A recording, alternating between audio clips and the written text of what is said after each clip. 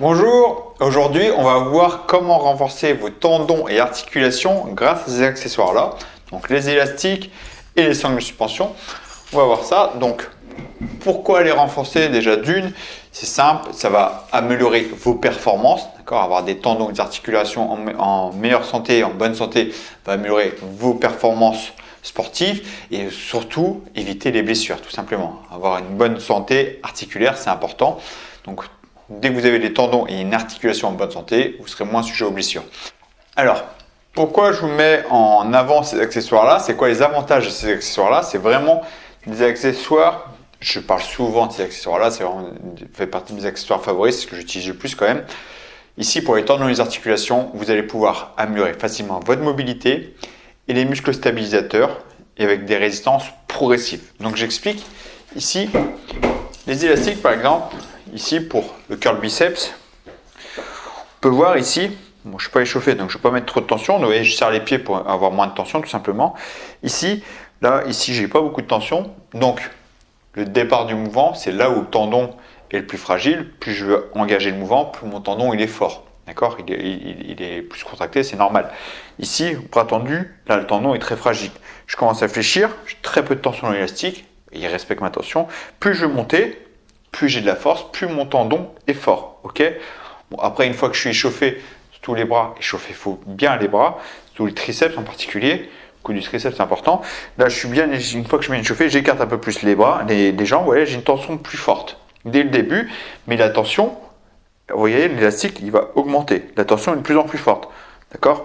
En termes de résistance, donc là, avec deux élastiques de 25 kg, donc 50 kg de résistance, c'est évident, j'ai pas 50 kg dès le début, d'accord, c'est 50 kg de résistance, c'est quand l'élastique a 4 fois sa longueur. Donc là, quand je suis ici, là j'ai peut-être 2 fois sa longueur, d'accord, donc là je dois avoir 25 kg, peut-être 30, je sais pas, je vais pas calculer. Ok, donc c'est progressif. Si je veux mettre plus dur, je mets tout simplement l'élastique en bas de porte ici, hop. Si je m'éloigne, et là forcément c'est tout de suite beaucoup plus dur. Donc là c'est beaucoup plus compliqué pour emmener l'élastique vers moi, et plus je vais m'éloigner, plus ça va être dur. Je vais augmenter comme ça cette tension. Les sangles de suspension, ici, on va permettre d'améliorer la stabilité. Je vais commencer par la stabilité. Ici je prends l'exemple des pompes. Ici, une bonne pompe. Ici je vais adapter selon ma capacité de force. Ici je descends, je monte, ok. Là, l'idée, la pompe avec les sangles de suspension, le gros avantage de sangles de suspension par rapport au sol, pour les articulations, je parle vraiment pour les articulations ici, c'est, vous voyez, les coudes et les bras ne touchent pas la sangle ici, là. Donc, je vais trembler un petit peu, il y a une instabilité ici. Donc, tous les muscles autour des épaules vont stabiliser le mouvement ici. Donc, je vais renforcer toutes les articulations pour stabiliser mon mouvement. Dans cette même logique, pour stabiliser, avec les élastiques, je peux faire le même mouvement.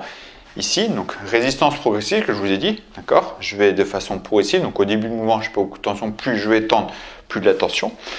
Ici, je travaille juste en force, d'accord. Je cherche à aller progressivement. Si je vais travailler en plus les muscles stabilisateurs des articulations, ici, je vais faire en sorte que l'élastique ne me touche pas les bras et soit même un petit peu au-dessus. Donc je mets de profil, vous voyez, je tire en arrière, j'essaie de rester droit, ici, et j'ouvre, là. Donc là, un travail de gainage qui est accentué et stabilisation du mouvement. Ok. Donc on va travailler des muscles stabilisateurs. Donc je vais vous montrer deux exercices là, 2-3 exercices, vous avez compris. Résistance progressive et mobilité. Je vais revenir sur comment bien adapter aussi la résistance progressive avec les sangles. Pour la mobilité ici, les sangles de suspension, c'est vraiment top aussi. Je prends l'exemple du squat. Beaucoup de personnes sont assez raides pour le squat. Je prends l'exemple aux élastiques, squat aux élastiques. Ici, je descends là. Donc l'avantage, c'est que la résistance est progressive. En début de mouvement, je n'ai pas trop de force. Je monte, la résistance augmente. Ok. On n'est pas à l'aise pour le squat, on n'arrive pas à descendre trop bas. Les sangles de suspension, c'est idéal. Ici, je ne vais pas descendre bien bas parce que je n'ai pas de mobilité de cheville. Les sangles, je pars sur l'arrière. Ici, j'ai plus de problème de mobilité de cheville. Et je monte. D'accord. Je peux faire bras tendu là. Idéal pour travailler cette mobilité de cheville, mobilité complète. Ok. Donc, je vais vous montrer différents exemples d'exercices où on peut vraiment travailler cet enchaînement, cette mobilité et étirement, parce que le tendon, l'idée c'est quand même l'étirer. On va chercher à travailler l'étirement, d'accord, une bonne amplitude, un tendon qui soit assez mobile, c'est important.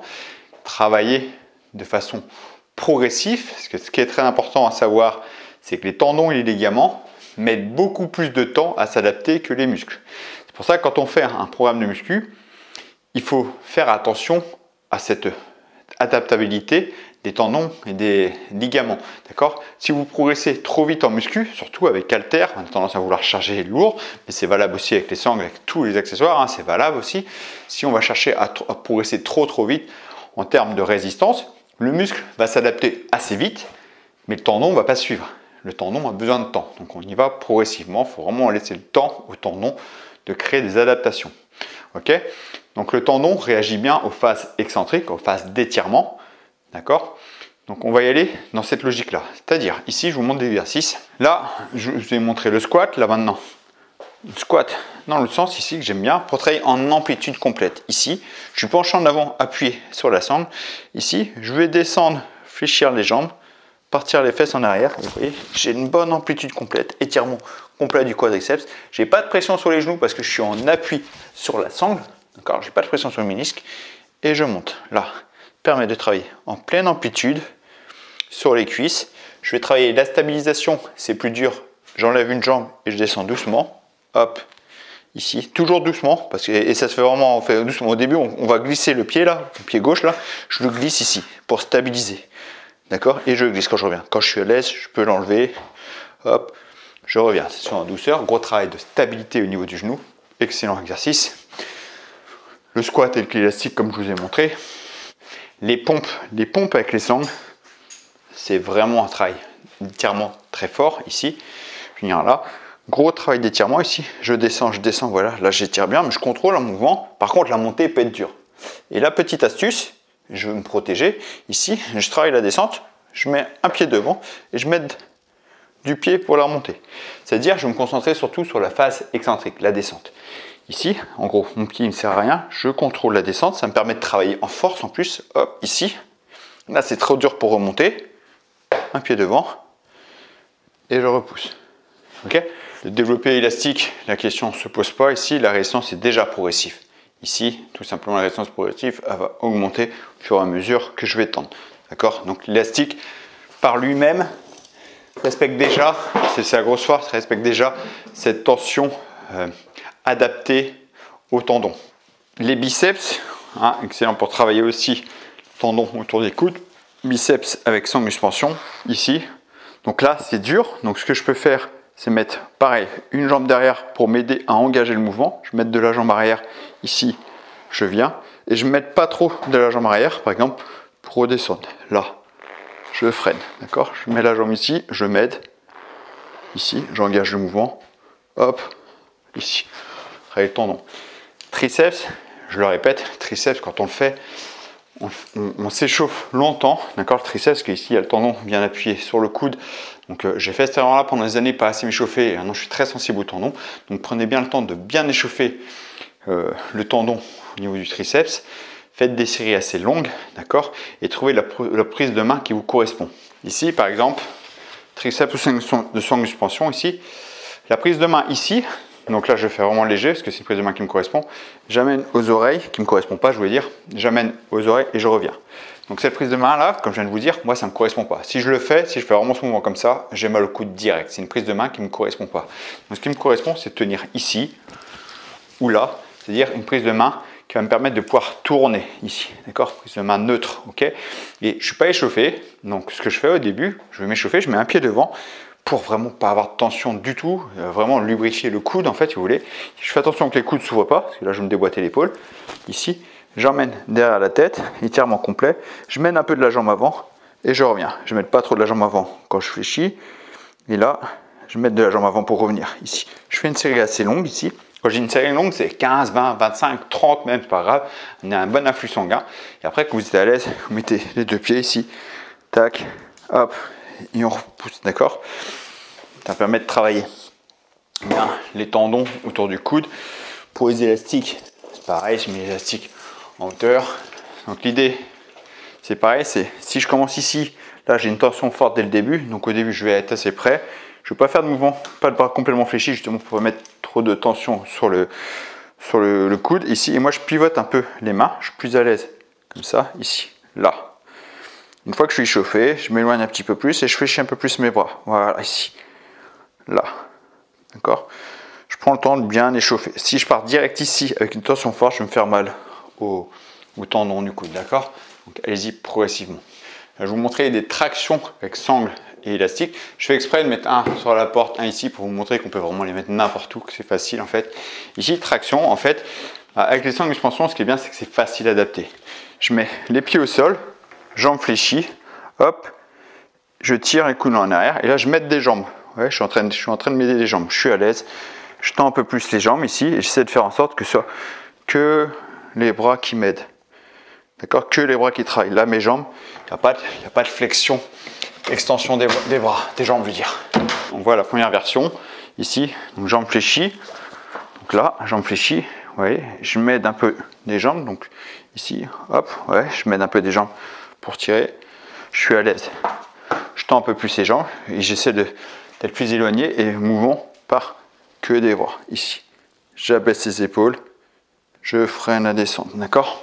Donc pareil, si on y va progressivement, en série longue, je vous conseille de faire des séries longues, 10, 15, 20, pour laisser le temps aux muscles et aux tendons de bien se préparer, d'accord?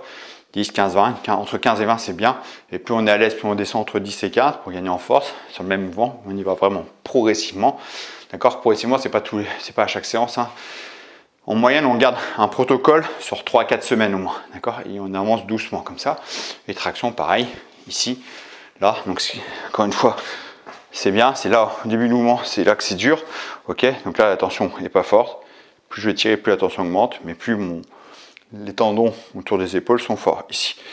D'accord? Et idéalement, je le répète, des séries entre 10 et 20, j'ai une bonne fourchette. Quand on a une série assez longue, mouvement contrôlé, c'est-à-dire ça, c'est pas bon. D'accord? Si vous voulez travailler en bonne résistance musculaire, mouvement contrôlé, vous voyez, j'abaisse les épaules, je tire les coudes, je bloque un petit peu, je reviens. Vous allez laisser le temps aux muscles de bien réagir, de bien se préparer, d'accord? Bien se renforcer. Donc, pensez à ça, pensez aux tendons, c'est un truc qui est souvent oublié. Moi, je parle souvent du système nerveux. Donc, le système nerveux va aussi faire un lien avec les tendons et les articulations. Un protocole de muscu, par exemple, si vous faites de la force, vous êtes un peu entraîné, vous aimez bien faire des entraînements en 6 répétitions, vous faites lundi, mardi des séances sur du 6 répétitions, c'est-à-dire vous mettez ici beaucoup de tension, les sangles suspension, beaucoup de tension. 6, 7, 8 répétitions, c'est très impactant nerveusement et au niveau des tendons. Donc c'est important que la deuxième séance dans la semaine, fassiez une séance de 15 à 20 répétitions pour que les tendons soient moins impactés, des séries plus longues, d'accord? Restez pas toujours des séances intenses, surtout avec l'âge, surtout en vieillissant, faites de plus en plus attention, pas de mettre toujours la même intensité sur du lourd en fait, sur la résistance forte tout au long de la semaine. Là, nerveusement, c'est impactant, et au niveau des tendons et des articulations, c'est impactant. Voilà, donc allez-y progressif. Voilà, j'espère que ça va vraiment vous aider. J'espère que je vous ai montré encore une fois qu'avec sangle suspension et élastique, c'est vraiment un super accessoire pour tout faire. Si vous voulez en savoir plus sur les genres d'accessoires, j'ai créé une formation offerte pour vous montrer comment équiper chez vous et vous entraîner chez vous pour atteindre n'importe quel objectif, prise de muscle, perte de poids, préparation physique générale. Donc avec les haltères, avec les sangles suspension, avec élastique, voilà, vous pouvez vraiment tout atteindre comme objectif. Et en plus, une masterclass offerte sur les élastiques. Je vous explique vraiment comment faire pour acquérir de la force, puissance, explosivité, travailler le corps dans son ensemble, vraiment tout le corps. Les élastiques n'ont plus de secret. Vous serez convaincu à 100% pour que l'efficacité des élastiques. Bon, c'est gratuit. Donc si ça vous intéresse, je vous invite à cliquer ici. Vous entrez votre mail et je vous envoie tout directement par mail. Allez, merci d'avoir suivi cette vidéo et à très bientôt pour une prochaine vidéo. Ciao.